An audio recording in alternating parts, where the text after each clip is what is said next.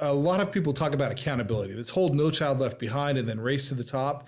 The premise of that was politicians saying we need to bring accountability to the system. Well, what are you talking about, right? What do you mean by accountability? Who's being held accountable?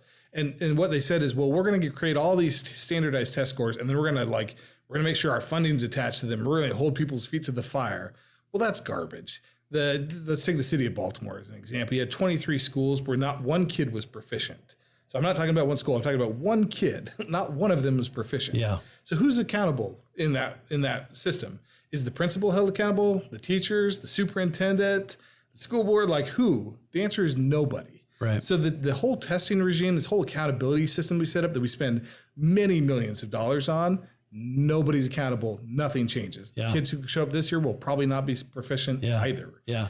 What is real accountability? Real accountability is this doesn't work, walking out. Yeah. I'm taking my money with me. Yeah. That's what actually holds people accountable to say, okay, if you're a shyster, you're not in business anymore. Yeah. We need real accountability. We can't have the fake accountability that we have today. And we've got to convince politicians. Families already know this.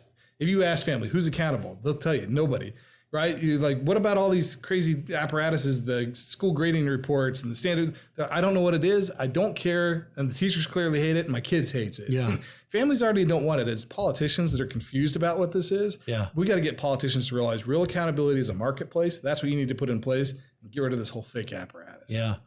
Yeah. The whole testing issue, I'll sort of end with this, but the whole testing issue is amazing because people will say, we got kids that are, in 8th grade, 40% of our kids are proficient in math, and they cheer about 40% of kids being proficient in math, which of course means that 60% of the kids are not proficient in math, right? By any account, that's a failing grade. We're failing our kids. Yes. But they literally cheer that because the number isn't 17% proficient in math. That's the problem with the system. That's it. Right. Yeah. They're hoping that blindly transparency will magically yield accountability. Right. That's not how it works.